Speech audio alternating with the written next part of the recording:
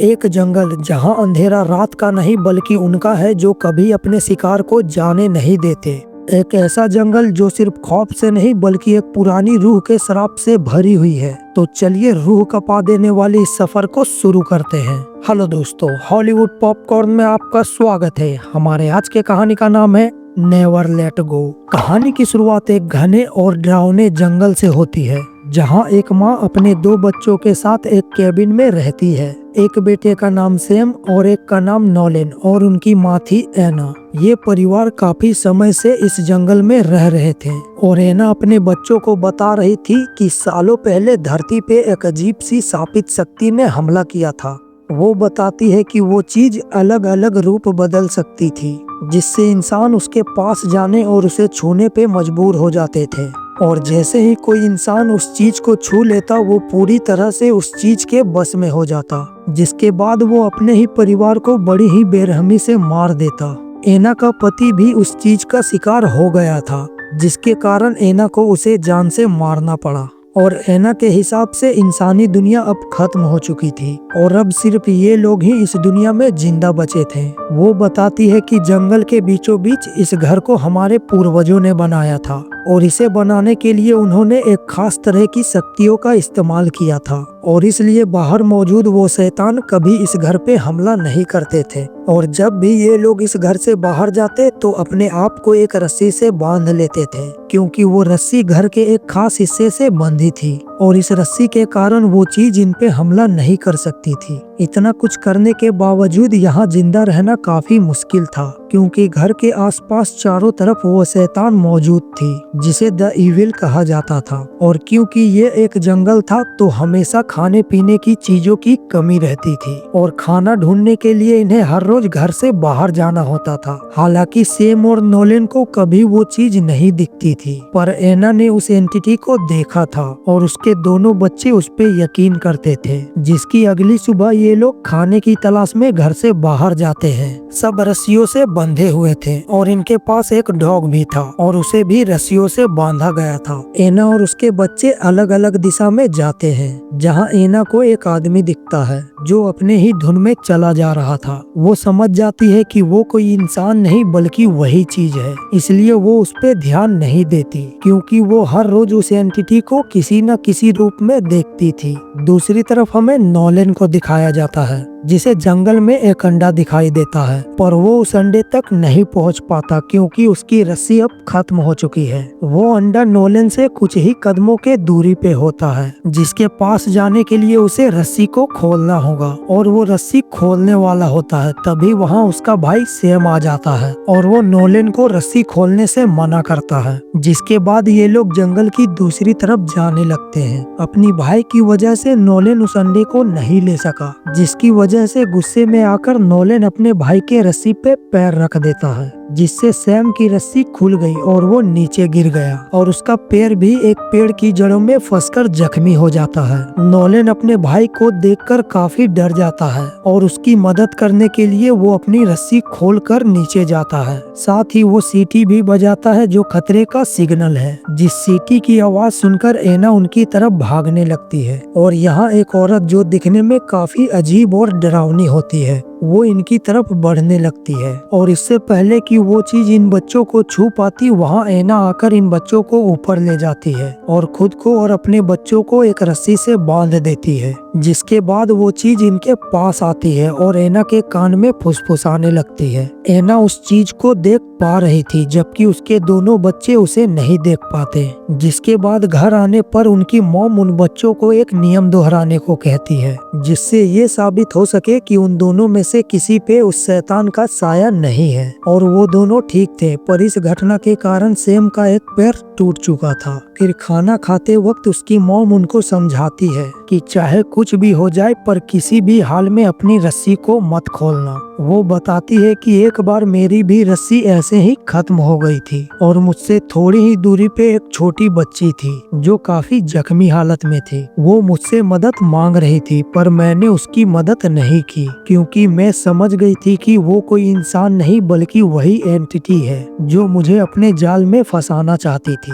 Nolan Sam से काफी अलग था। उसे अपनी मॉम की बातों पे यकीन नहीं था क्योंकि उसने आज तक बाहर किसी एंटिटी को नहीं देखा और वो यहाँ इस जंगल से बाहर निकलना चाहता था और दुनिया को देखना चाहता था। पर एना ने घर के अंदर एक छोटा सा बेसमेंट बनाया होता है और अक्सर वो अपने बच्चों को उस बेसमेंट में बंद किया करती थी ताकि वो लोग उस चीज की कल्पना कर सके और सच्चाई को मान ले ताकि वो जिंदा रहे। फिर रात को जब ये दोनों अपने कमरे में होते हैं तभी नोलन अपने भाई सैम को कहता है कि हमें बिना रस्सी के घर से बाहर जाना चाहिए।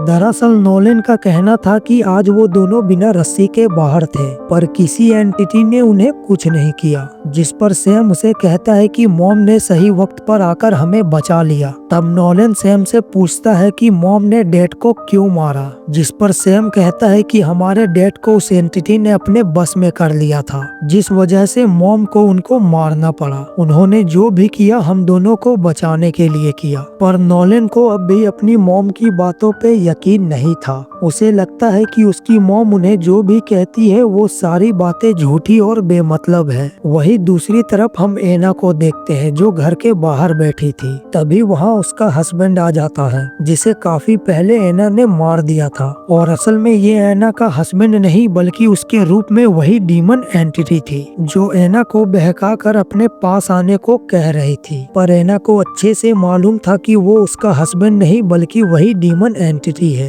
फिर अचानक वो डीमन एंटिटी एना को कहने लगती है कि तुम अपने बच्चों को नहीं बचा पाओगी और एक दिन मैं तुम्हें अपने बस में कर लूंगा, जिसके बाद तुम खुद अपने बच्चों की जान ले लोगी। पर एना उसके बातों को इग्नोर करके घर के अंदर चली जाती है क्योंकि इस तरह की घटनाएं अक्सर एना के साथ होती रहती थी। जिसकी अगली सुबह ये लोग अपने घर के बाहर एक दूसरी रूम में काम कर रहे थे जहाँ पर अपना गुजारा करने के लिए इन लोगों ने एक छोटा सा गार्डन बनाया था। तभी नोलन अपने मॉम के पीठ पर बनी स्नेक की टैटू देखता है और उसके पूछने पर वो नोलन को बताती है कि ये टैटू उसने एंटिटी के धरती पे हमला करने से पहले बनवाया था। जिसके बाद दिखाया जाता है कि नोलन जंगल में खाने की तलाश में गया था और तभी कोई उसकी रस्सी को खींचना शुरू कर देता है और नोलन भी उस रस्सी के साथ खींचता हुआ एक कुएं में जा गिरता है जहां उसके सामने सांप की तरह दिखने वाला एक क्रीचर होता है, जिसको देखकर नोलन काफी डर जाता है और डर के मारे उसकी आंख खुल जाती है। तभी नोलन देखता है कि नींद में चलते हुए वो घर से बाहर आ चुका था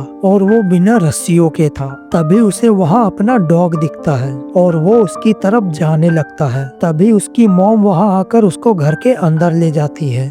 दरअसल नोलन को नींद में चलने की बीमारी थी और जिसकी वजह से उसके मॉम ने उसके पैर में घंटी भी बांध रखा था, जिसके बाद वो नोलन को उसी बेसमेंट में बंद कर देती है और उसको प्रे करने को कहती है ताकि अगर उसके अंदर वो इविल स्पिरिट हो तो उसके शरीर से बाहर निकल जाए। दरअसल जब भी कोई बिना रस्सियों के घर से बाहर जाता है तब एना उसको ऐसा करने को कहती है। पर आज की इस घटना से नोलन का शक और भी गहरा हो चुका था। उसे लगता है कि बाहर कोई भी एंटिटी या शैतान मौजूद नहीं है। फिर अगली सुबह जब एना खाने की तलाश में जाती है तो उसे जंगल में एक क्रो दिखता है। पर जब वो उसे अपने क्रॉसबो से मारने जाती है तब वो देखती है कि वो कौवा नोलन के चेहरे को नोचकर खा रहा होता है। एना उसको देखकर काफी डर जाती है पर उसे मालूम था कि ये सब करके वो चीज उसे बहका रही है। फिर वो उस कौवे के ऊपर अपने क्रॉसबो से हमला करती है और वो कौवा वहाँ से उड़ जाता है, जिसके बाद एना को खाली हाथ घर लौटना पड़ता है। ओवरऑल अगर देखा जाए तो ये लोग हर रोज इस जंगल में मर मर के जी रहे थे। धीरे धीरे वक्त गुजर रहा था और अब इनका सारा खाना भी खत्म हो चुका था। इनका एकमात्र सहारा ये जंगल था, पर जंगल में भी अब इन्हें खाने पीने की चीजें नहीं मिल रही थी। हालात इतने बुरे हो चुके थे कि अब मजबूरन इन्हें पेड़ों की छाल खाकर जिंदा रहना पड़ रहा था। फिर एक रात ये दोनों भाई आपस में बात कर रहे थे जहां नोलन सैम को कहता है कि हमें जंगल से बाहर जाकर मदद लानी होगी। हमारी माँ पागल हो चुकी है और अगर हम यहाँ रहे तो जल्द ही भूख से मारे जाएंगे। पर बाहर खड़ी एना अपने बच्चों को बात करते सुन रही थी। उसे काफी दुख होता है क्योंकि उसे पता था कि खाने की कमी की वजह से उसके बच्चे परेशान हैं। फिर अगली सुबह एना अपने बच्चों को अच्छा महसूस करवाने के लिए उन्हें एक कैमरा दिखाती है और उस कैमरे से वो लोग अपनी एक तस्वीर भी लेते हैं। जिसके बाद वो अपने बच्चों को कहती है कि हमारे पास अब खाना खत्म हो चुका है और मजबूरन अब हमें अपने डॉग को मारकर खाना होगा, जिससे हमारा कुछ दिनों का गुजारा हो जाएगा। पर इस बात से नोलन काफी नाराज हो जाता है क्योंकि वो अपने डॉग से बहुत प्यार करता था। जिसके बाद एना ना चाहते हुए भी अपने डॉग को बाहर उस घर में ले जाती है जहां वो उसे क्रॉसबो से मारने वाली थी। पर तभी नोलन वहां आता है जिसके हाथ में चाकू था और वो कहता है कि कोई शैतान नहीं है और एना की रस्सी काट कर उसे कमरे में बंद कर देता है। एना उसके सामने काफी रोती और गिड़गिड़ाती है ताकि वो दरवाजा खोल दे, पर नोलन ऐसा नहीं करता। दरअसल नोलन ऐसा कर रहा था ताकि उसकी मॉम मान ले कि इस दुनिया में कोई भी शैतान नहीं है और ये सब सिर्फ उसके दिमाग का वहम है। तभी हमें अंदर दिखाया जाता है कि वो चीज एक औरत के रूप में एना के सामने खड़ी थी और वो एना को कहती है कि अब वो उसको छूकर उसे अपने बस में कर लेगी, जिसके बाद वो खुद अपने दोनों बच्चों को मार देगी। पर इससे पहले कि वो चीज एना को छू कर अपने बस में करती, एना अपने बच्चों के लिए खुद ही अपना गला काटकर अपनी जान ले लेती है। अब तक सैम भी वहां आ चुका था और अपनी माँ को मरा देख वो काफी दुखी हो जाता है। पास खड़े नोलन को भी एहसास हो गया था कि उसने बहुत बड़ी गलती कर दी है और अब नोलन खुद ही उस रस्सी से अपने आप को बांध लेता है क्योंकि अब उसे भी एहसास हो चुका था कि सच में कोई चीज है जो इन्हें जान से मारना चाहती थी। जिसके बाद दिखाया जाता है कि एना के जाने के बाद अब सैम काफी बीमार रहने लगा था क्योंकि उसके पैर में लगे चोट का इलाज ठीक से नहीं हो पाया था। इनकी मां नहीं रही और सैम भी बीमार होने के कारण बाहर नहीं जा सकता था, जिसकी वजह से नोलन को अकेले ही घर से बाहर जंगल में खाना तलाशना पड़ता था।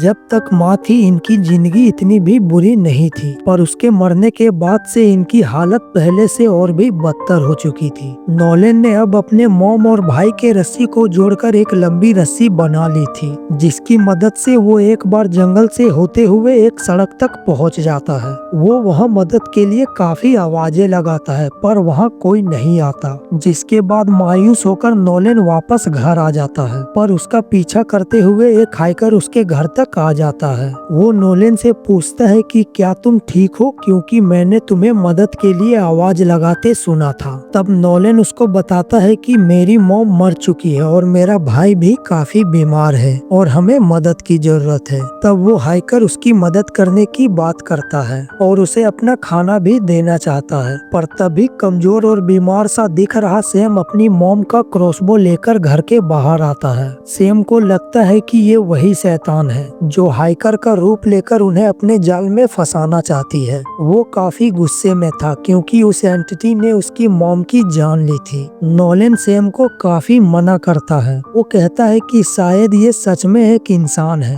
और सैम उसकी कोई बात नहीं सुनता। हालांकि वो हाइकर सैम को देखकर काफी घबरा जाता है और वो वहाँ से जाने लगता है, और सैम अपने क्रॉसबो से उसके ऊपर हमला कर देता है, जिससे वो आदमी काफी बुरी तरह घायल हो जाता है और किसी तरह लड़खड़ाते हुए वो जंगल की तरफ भाग जाता है। नोलन उसका पीछा करते हुए जंगल में जाता है जहाँ वो हाइकर अपनी आखिरी सांसें गिन रहा था, पर मरने से पहले उसने इमरजेंसी नंबर पे कॉल कर दिया था। फिर नोलन उसका बैग लेकर घर वापस आ जाता है और जब ये लोग उस बैग को खोलकर देखते हैं तो उन्हें उसमें खाना मिलता है और ये दोनों उस खाने को खाने लगते हैं क्योंकि ये काफी दिनों से भूखे थे। जिसके बाद सैम उस बैग की तलाशी लेता है और उस बैग में सैम को उस हाइकर की फोटो मिलती है, जिस फोटो में उसके साथ एक लड़की भी थी। इसका मतलब वो हाइकर सच में एक इंसान था और अब सैम भी समझ चुका था कि गलती से उसने एक निर्दोष की जान ले ली, और इस बात से वो काफी दुखी हो जाता है और रात को बाहर उसी तरह बैठा होता है जैसे उसकी मॉम बैठा करती थी। उसके पास हाइकर की टॉर्च भी होती है। तभी उसे कुछ आवाजें आती है और ये आवाज उसी रूम से आ रही थी जिस रूम में उसकी मॉम की डेथ हुई थी। और जब सैम वहां जाकर चेक करता है तो उसे वही लड़की मिलती है जिसकी तस्वीर उसने हाइकर के बैग में देखी थी। वो लड़की सैम से पूछती है कि क्या तुमने मेरे डैड को देखा? उन्होंने मुझे कार में बैठने को कहा था और वो इसी तरफ आए थे। सैम उसको बताता है कि गलती से मैंने तुम्हारे पिता को मार दिया क्योंकि मैंने उन्हें एक शैतान समझ लिया था सैम की बात सुनकर वो जंगल की तरफ भागने लगती है। तब सैम भी उसका पीछा करता है और उसकी रस्सी खत्म हो जाती है, जिसके बाद वो अपने रस्सी को खोलकर उसके पीछे जाने लगता है। पर आगे जाते ही अचानक से वो लड़की गायब हो जाती है और तभी सैम देखता है कि उसके सामने पेड़ पे एक अजीब सा क्रीचर चल रहा है, जिसके बहुत सारे हाथ होते हैं। और असल में ये वही क्रीचर था जिसने उस लड़की का रूप लेकर सैम को अपने जाल में फंसाया था। और अगले ही पल वो चीज सैम के पास आ जाती है। उसकी लंबी जुबान थी और दिखने में वो काफी भयानक थी, जिसके बाद वो चीज सैम पे हमला करके उसको अपने बस में कर लेती है। जिसके बाद सैम चुपचाप घर वापस आ जाता है। वो अपने कमरे में बैठा था, तभी नोलन वहाँ आता है, जिसको सैम के सिर के ऊपर कोई साया दिखता है।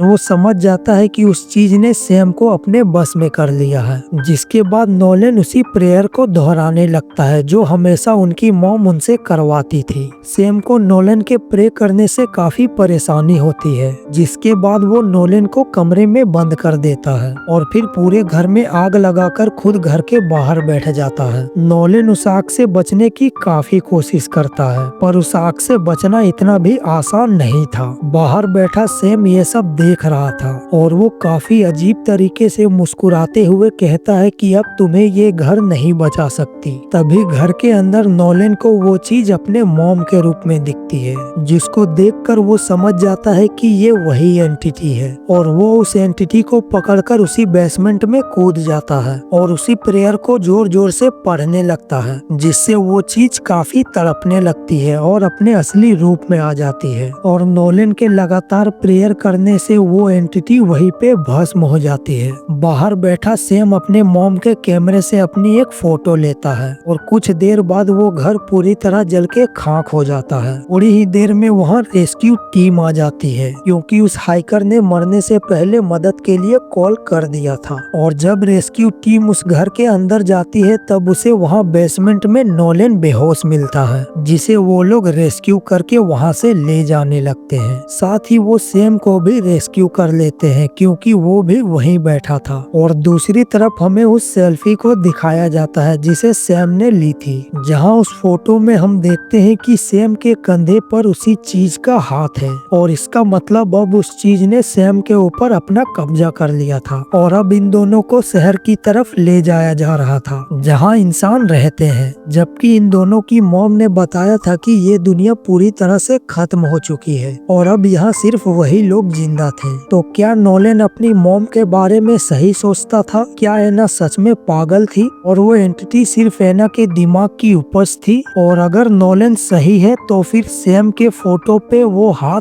किसका था? और इसी कंफ्यूजन के साथ ये कहानी यहीं पे खत्म हो जाती है। इस कहानी से हमें बहुत सी बातें सीखने को मिलती हैं। पहला कि कैसे मानसिक स्वास्थ्य और भ्रम इंसान के जीवन को प्रभावित कर सकती है, जबकि पारिवारिक आघात पीढ़ी दर पीढ़ी असर डाल सकते हैं। दूसरा यह दिखाती है कि डर और अत्यधिक नियंत्रण बच्चों की दिमागी विकास पर गलत असर डाल सकती है। और तीसरा ये हमें सिखाती है गलत धारणाओं और वास्तविकता के बीच के अंतर को समझना और उन पे सवाल खड़े करना। साथ ही ये हमें प्रेरणा देती है आत्म खोज और स्वतंत्र सोच की। बाकी आपकी इस कहानी के ऊपर क्या राय है? कमेंट बॉक्स में अपना जवाब जरूर दें। मिलते हैं आपसे अगली वीडियो में। आप सब लोग अपना ख्याल रखें।